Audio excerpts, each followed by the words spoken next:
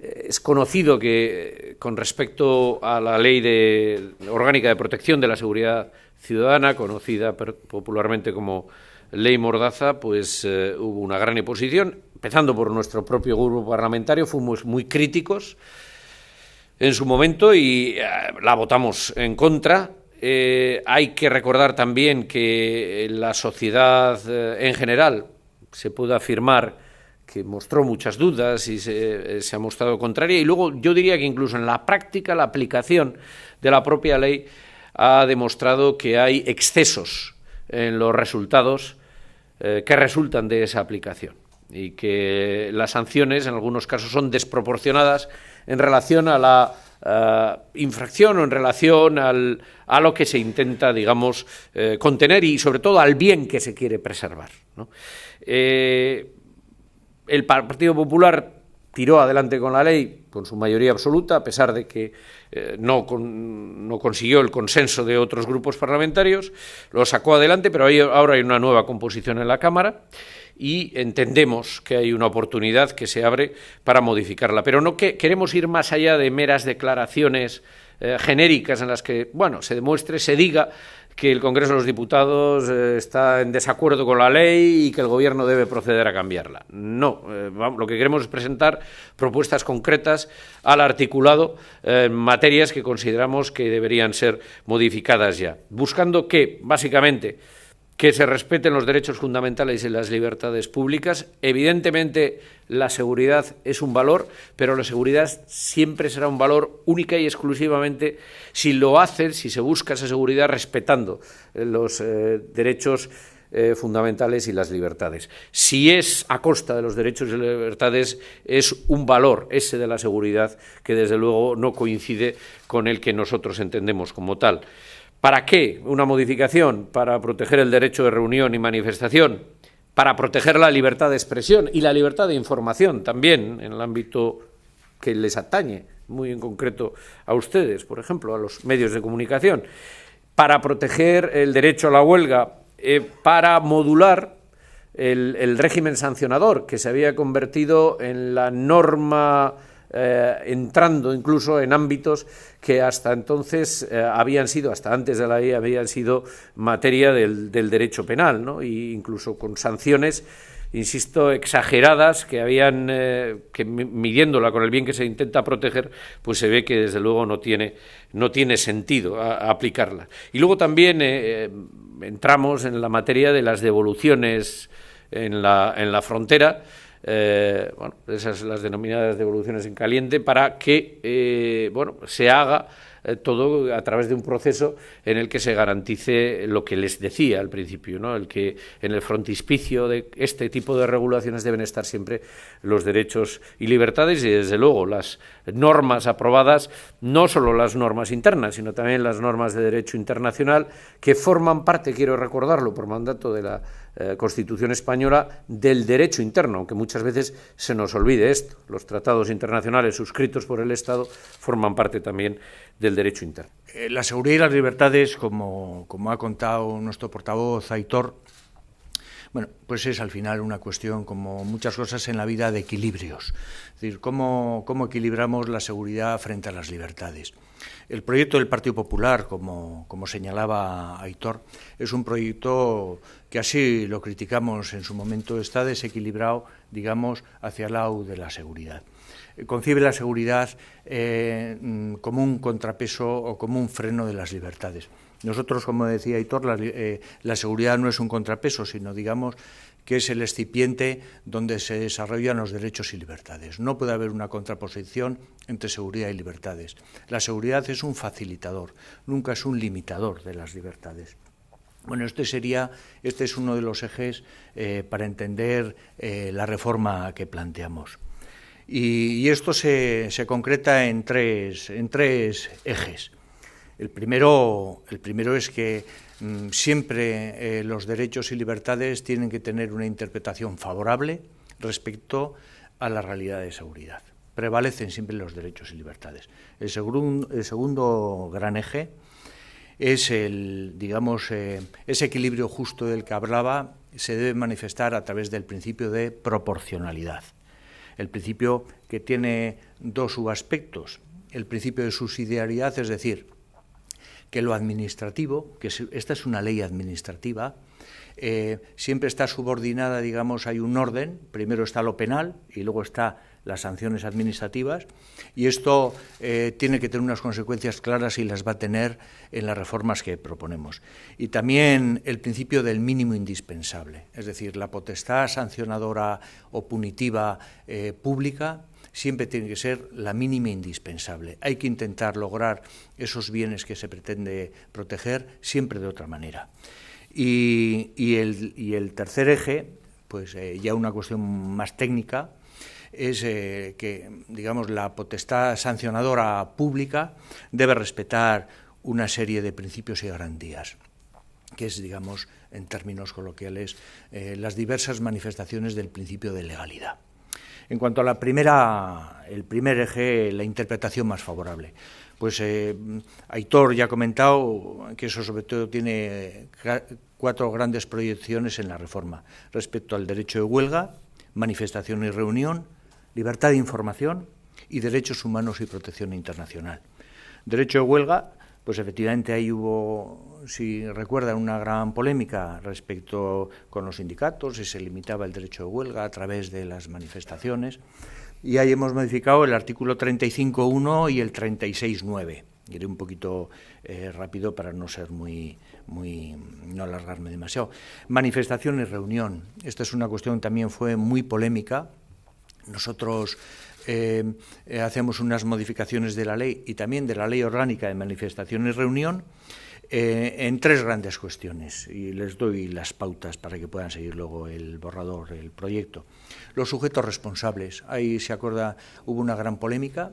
El Partido Popular quería hacer siempre sujeto responsable de lo que pasara en cualquier manifestación a sus convocantes, y en caso de que no hubiera convocantes, a sus responsables. Nosotros eso lo modulamos y modificamos la ley de manifestación y reunión y dice, serán responsables en la medida que no hayan tomado medidas en la medida de sus posibilidades, no en absoluto. Otra segunda reforma, parece que había una capacidad genérica y sin limitación de digamos, fuerzas y cuerpos de disolver cualquier reunión, digamos, de vehículos. Nosotros modificamos también la ley de manifestación y reunión, entendemos que es una nueva manera de ejercer el derecho de reunión y o de manifestación, y que los límites tienen que ser los límites generales, no unos límites mucho más duros.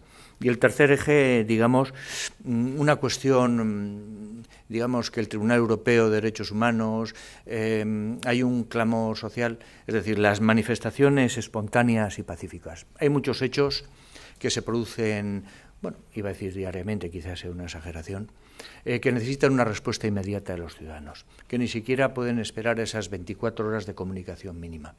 Todas estas manifestaciones que eran una respuesta social espontánea ante hechos graves que podían producirse. Estoy recordando los atentados de París, que se produjeron manifestaciones espontáneas alrededor de la embajada como solidaridad. Teóricamente eran manifestaciones sancionables, y con esta ley lo eran. Nosotros entendemos y lo hemos contemplado que en esos supuestos de manifestaciones espontáneas y pacíficas es una expresión democrática y que no debe tener ninguna consideración sancionadora. Respecto a la libertad de información y expresión, no me extenderé más, lo ha comentado nuestro portavoz Aitor Esteban.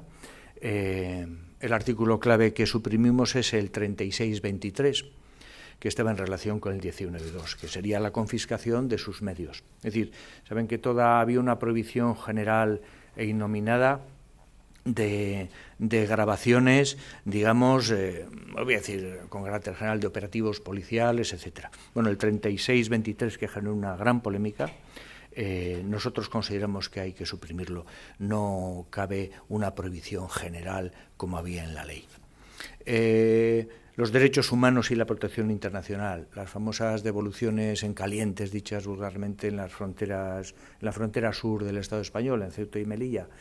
Ahí había también una gran queja de Amnistía Internacional y de ONGs, en fin, había un clamor generalizado, porque formalmente estaba establecido en la ley, en la reforma que se hizo, que se respetaban esas devoluciones, digamos, los derechos de los potenciales refugiados, y la verdad es que lo que falta es un procedimiento para cómo realmente se van a proteger esos derechos, porque si no es, como dirían los británicos, una concha vacía, una empty shell.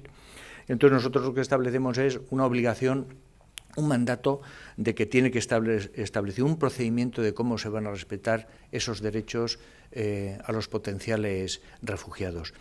Y se le da un plazo al Gobierno de 3 meses para que desarrolle un procedimiento, y en caso que no se desarrolle, nuestra propuesta es que no cabrán ya transcurrido ese plazo las devoluciones en caliente, hasta que no se habilite un procedimiento que realmente haga y respete los derechos de los potenciales refugiados de acuerdo al derecho internacional. Ya entrando, digamos, en otro eje, el principio de proporcionalidad. Hay un artículo clave, es el 39.1 bis, que nosotros introducimos. Está relacionado, como decía, el principio de subsidiariedad.